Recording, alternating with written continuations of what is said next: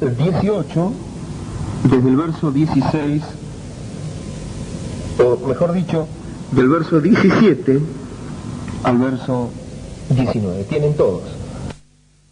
Entonces damos lectura a la palabra de Dios y lo hacemos en el nombre del Señor Jesucristo.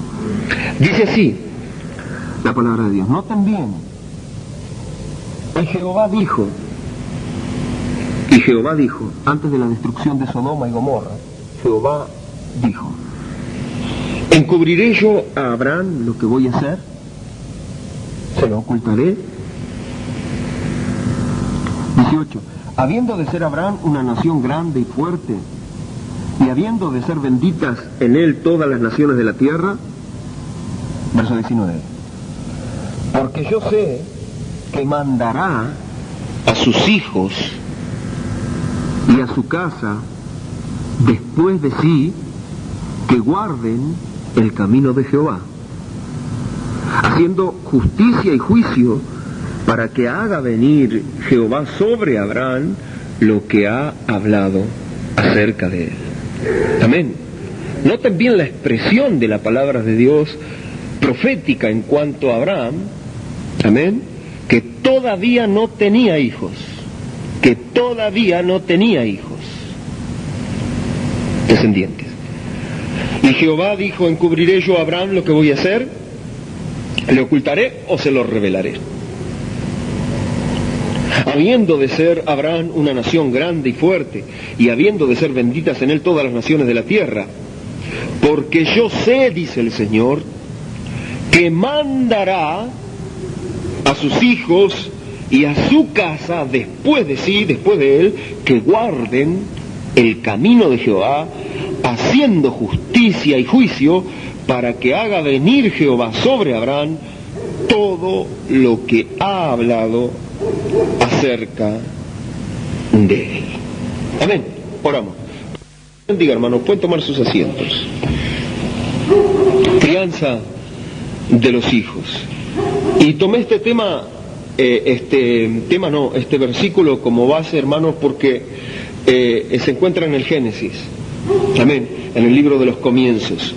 Y aquí tenemos una pequeña luz para comenzar en cuanto la palabra de Dios nos muestra. Hermanos, miren, cuando Dios estaba por destruir a Sodoma y a Gomorra, amén, y se aparece manifestado a Abraham en carne humana, cuando ya los dos varones, los dos ángeles marchan rumbo a Sodoma y a Gomorra para la destrucción, el Dios manifestado en carne, allí en una teofanía de carne, dice: yo le encubriré a Abraham lo que voy a hacer, o se lo revelaré. Ahora Dios está mostrando de que Él pudiera ocultarle una cosa a su hijo, a su siervo, o pudiera revelársela. ¿Se la encubriré o se la revelaré? Pero dice: ¿cómo voy a encubrirle? Si Abraham va a ser una nación grande y fuerte, y todas las naciones van a ser benditas en su descendencia. Y además, ¿cómo voy a encubrirle yo mi plan? ¿Cómo voy a encubrirle mi palabra? ¿Cómo voy a encubrirle mi proceder? Porque yo sé que Él es digno de recibir mi revelación. Amén. Porque yo sé, dice el Señor, que Él mandará a sus hijos y a su casa, después de Él, a los que vienen atrás de Él, a que guarden el camino de Jehová, haciendo justicia y juicio, para que Dios haga venir sobre Abraham y su descendencia todas estas bendiciones. Amén. Dios estaba mirando en el corazón de Abraham, en la proyección de su vida, y Dios sabía, amén, que Abraham mandaría a sus hijos y a su casa guardar el camino del Señor. Por esto Abraham es depositario de promesas. Amén. Entonces la palabra de Dios nos muestra en un primer avance, hermanos, la importancia, amén, de la crianza de lo que viene atrás. Amén. Yo sé, dijo el Señor, que Abraham mandará a los que vienen tras él a seguir rectamente los caminos de la vida. Amén. Abraham fue llamado padre de naciones. Amén. Abraham fue llamado en la cristiandad, o por decir así, el padre de la fe. Amén. Abraham es el padre de los judíos en la carne, pero Abraham es el padre de los gentiles renacidos por el Espíritu Santo y por la promesa. Abraham es padre de judíos y gentiles. Amén. Podríamos decir con propiedad que él es nuestro padre Abraham, y como padre Dios dijo, él mandará a sus hijos y a su casa seguir los caminos del Señor. Amén. Y entonces pudiéramos apelar y ver que de aquí se van a desprender distintas visiones. Y uno pudiera decir, esto no se puede obligar, esto es así, esto es así, esto es así. Escogeos hoy a quien serviréis, dijo Josué, pero yo y mi casa serviremos a Jehová. Amén. La elección ya está hecha por Abraham y la elección ya está hecha por Josué. Yo, primeramente, y mi casa serviremos a Jehová. Amén. Amén. Entonces, vamos a ver así.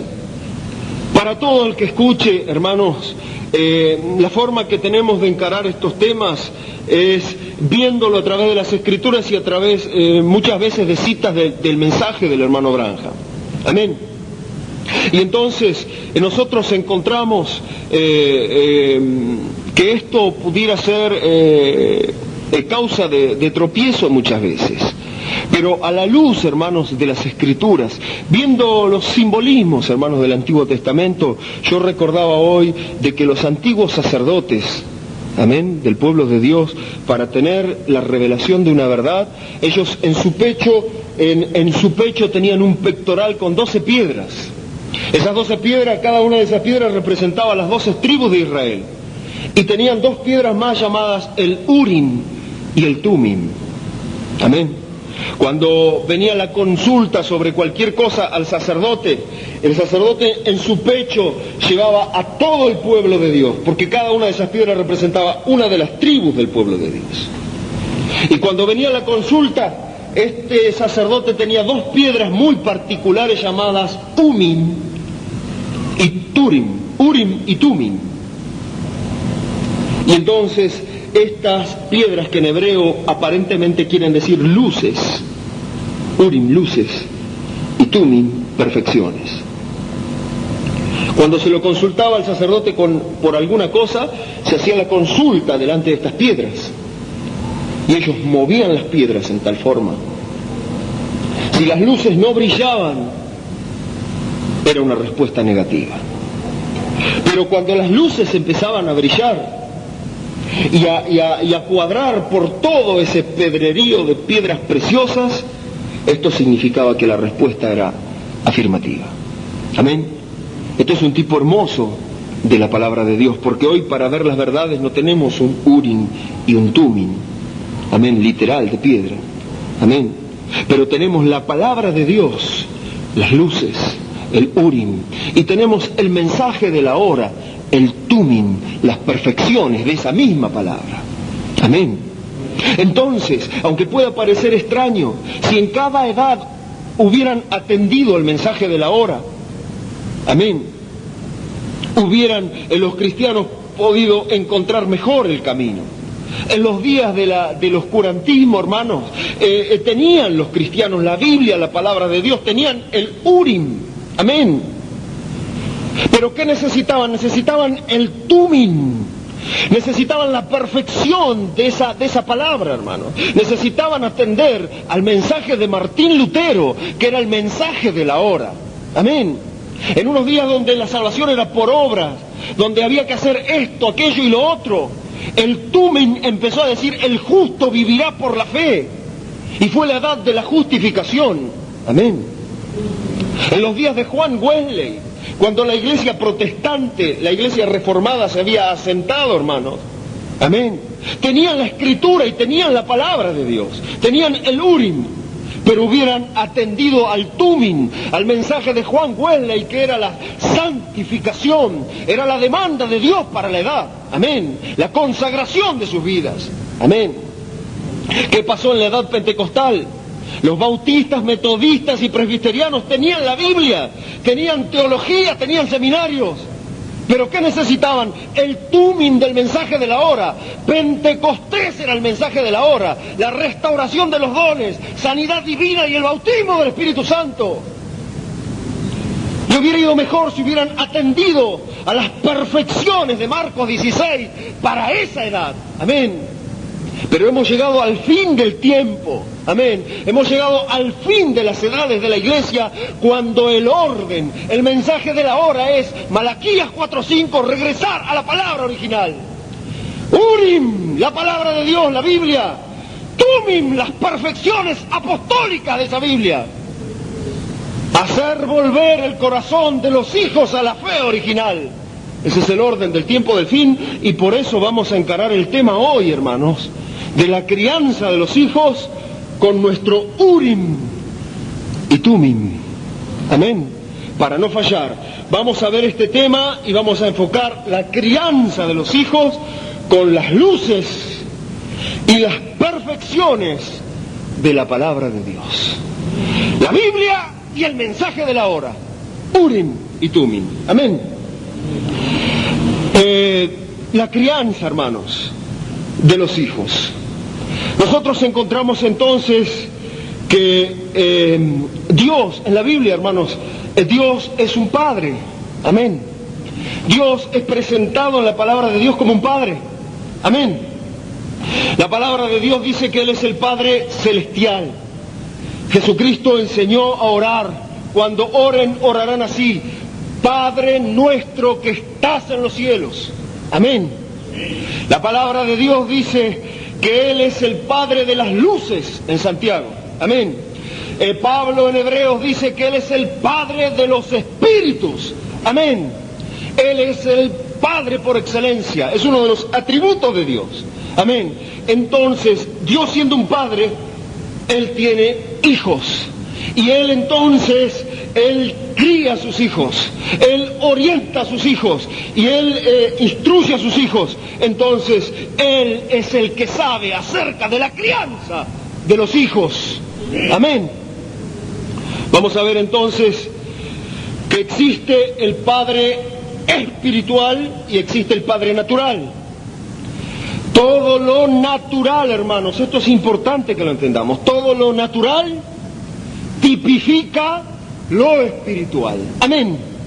¿Existe un Padre natural? Existe un Padre natural. ¿Y existe un Padre espiritual? Existe un Padre espiritual.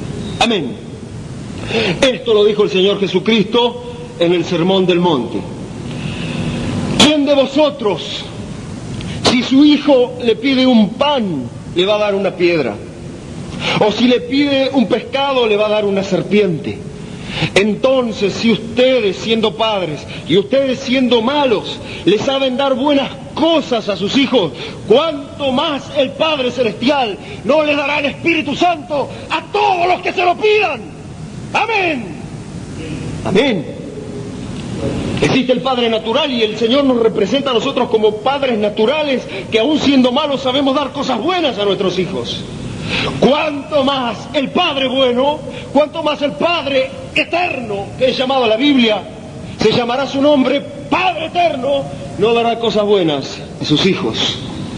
Amén. Entonces nosotros vamos a encontrar que del modo que Dios, siendo el Padre de los espíritus, del modo que Dios cría a sus hijos, es el modo de que el Padre natural debe criar a sus hijos. Amén. Del modo que el Padre Celestial cría a los suyos, es el modo de que el Padre natural debe criar a los suyos. Amén. Amén. Vamos a ver entonces algunas citas sobre esto, sobre Dios como Padre. Amén. Y ver cómo esta revelación baja del Padre espiritual al Padre natural para criar los hijos. Proverbios 3:11. Yo se los voy a leer, si ustedes quieren leerlo, pueden leerlo también. Si no, yo los busco y lo leo nada más. Proverbios 3:11, lo pueden apuntar y yo lo leo. Para ganar tiempo y ir rápido, ¿no es cierto? En el Proverbio 3:11, hermanos, el rey Salomón dice así. Miren cómo dice. No menosprecies, hijo mío, el castigo de Jehová, ni te fatigues de su corrección, porque Jehová al que ama castiga, como el padre al hijo a quien quiere. Miren bien nuevamente. No menosprecies, hijo mío, el castigo de Jehová, ni te fatigues de su corrección, porque Jehová al que ama castiga. ¿Cómo? ¿Cómo el padre al hijo a quien quiere? Amén. Amén. La palabra de Dios nos está mostrando aquí en estos dos versículos, hermanos, cuando el rey está revelando esto: el castigo de Jehová, su corrección, porque Jehová al que ama castiga, como el padre al hijo a quien quiere. Entonces, nosotros pudiéramos encontrar alguna posición que diga que Dios no castiga. Amén. Pero aquí la Biblia dice: no menosprecies, hijo mío, el castigo de Jehová. ¿Por qué? Porque Dios, según la palabra de Dios, Dios castiga. Amén. Ni te fatigues de su corrección. Dios castiga, Dios corrige. Corrección es corregir. Dios castiga, Dios corrige. ¿Por qué? Porque al que ama castiga. Amén. Y manténgalo abierto en el libro de los Proverbios, porque vamos a seguir con los Proverbios. Porque al que ama castiga. Él castiga y corrige, porque al que ama castiga. Y entonces nos va a dar una revelación aquí la palabra, y nos va a mostrar estas dos líneas: el Padre espiritual y el Padre natural. Jehová castiga a sus hijos, Jehová corrige a sus hijos. ¿Por qué lo hace? Porque los ama. Porque el amor, la revelación aquí, como la revelación del mensaje, es que el amor es correctivo. Amén. Jehová castiga y Jehová corrige a los que ama. Y dice, ¿cómo? ¿Cómo? Dice, de la misma manera, o cómo, de la misma forma, que el padre al hijo a quien quiere. Si Dios ama a sus hijos, no los dejará sin castigo, ni los dejará sin corrección cuando la situación lo requiera, porque Él los ama. De la misma forma, dice, como el padre al hijo a quien Él quiere. Amén. Existe entonces una primera luz aquí, que es el castigo, corrección, como el padre natural que ama también a su hijo. Amén. Vamos a ver, porque sí, porque en este tema, hermanos, existen, como les digo siempre, las dos posiciones extremas. Amén. Existe el padre, amén, castigador de su hijo, amén, amén, en un extremo estamos hablando, amén. Existe el padre castigador de su hijo, permanentemente y de una forma extrema, y existe el otro padre que los deja hacer lo que quieran. Amén. Amén. Es correcto esto. Pero vamos a ver el centro de la cosa. Este es el primer versículo. Hay muchos versículos y vamos a ir encadenando uno con otro para ver esto. Dios nos está mostrando de que Dios castiga. Amén. Y que el castigo y la corrección es un acto de amor. Amén. Y que todo padre que ame a su hijo debe castigarlo y corregirlo. Amén. Ahora, no nos adelantamos a pensar que es cuestión de pegar a los hijos nada más. Vamos a ir avanzando sobre el tema. Proverbios 13, 24. Proverbios 13, 24, hermanos.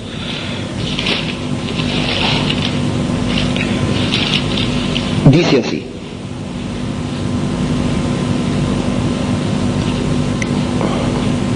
Ahora no está hablando de Dios, sino que está hablando del Padre natural solamente. Amén. Queda claro esto. En el primer versículo que leímos decía que Jehová castiga castiga. Amén. Y que Jehová corrige y Jehová castiga al que ama como el Padre al Hijo a quien ama. Amén. Ahora nos va a mostrar no el Padre espiritual, sino el Padre natural solamente. Es Salomón diciendo, miren cómo dice. El que detiene el castigo, ¿qué dice? A su Hijo aborrece. Mas el que lo ama, desde temprano lo corrige. Amén. Y vuelven a aparecer las tres palabras. Castigo, amor y corrección. Amén. Son tres palabras que están enlazadas. Castigo, corrección y amor. Amén. Dios ama a sus hijos y por eso a veces tiene que corregirlos. Y a veces no basta con corregirlos, sino que tiene que castigarlos. Y es un acto de amor, dice la palabra. Porque Él hace esto con los que ama. Amén. Y la palabra de Dios dice, es lo mismo para el Padre natural. ¿Es lo mismo? Es lo mismo. Ahora miren, el que detiene el castigo, a su Hijo aborrece. No lo quiere, hermanos. Amén. El Padre que detiene el castigo, interprétenme bien, no nos adelantamos, amén, a hacer una apología del castigo, simplemente que estamos viendo los primeros avances de la palabra de Dios. Sean pacientes nada más, amén. Ya vamos a llegar a los extremos, amén. La palabra de Dios dice que el que detiene el castigo no quiere a su Hijo, amén. El que no castiga a su Hijo no lo quiere, amén. Puede parecer desde un punto de vista el apañamiento del Hijo, amén, el nunca corregirlo, el nunca castigarlo, el nunca reprenderlo, pudiera parecer un acto de amor y de protección, pero la palabra de Dios muestra que eso no es ni amor ni protección, es aborrecimiento, porque le está dañando a su Hijo, le está haciendo mal al no corregir sus caminos desde temprano. Amén. El que detiene el castigo odia a su Hijo, no lo ama. Pero déjalo, pobrecito. Él no lo ama, lo odia según la palabra de Dios. Amén. Amén. El que detiene el castigo. Amén. El que apaña las cosas malas que merecen ese castigo. Amén. A su Hijo aborrece. ¿Qué tal si el Señor nos dejara hacer cualquier cosa a nosotros? Lo que quisiéramos, y nunca bajara su mano de corrección y su castigo sobre nuestras vidas. Nos perderíamos, amén. Nos iríamos al infierno, amén. Pero el brazo de Jehová fue fuerte y extendido para sacarnos con poder de las tinieblas, amén. Castigando fuertemente a sus hijos, amén, para traerlos a Él. Amén. El que detiene el castigo a su Hijo aborrece, mas el que lo ama. La palabra de Dios muestra ahora al Padre que ama a su Hijo. El que lo ama desde temprano lo corrige. Y no puede esperar hasta que esté grande, porque cuando esté grande no se endereza más. Amén. Cuando está grande no se corrige más. Amén. Amén. Ustedes saben que el dicho de los viejos es así: la planta cuando está chica se endereza, cuando está grande no la endereza más. Amén. Y cierta medida está correcto, porque el que ama a su Hijo desde temprano lo corrige, y para corregirlo desde temprano tiene que estar vigilando esa vida. Amén. Pues si no vigila esa vida, si esa vida no le importa, no lo podrá corregir desde temprano. Y aquí aparece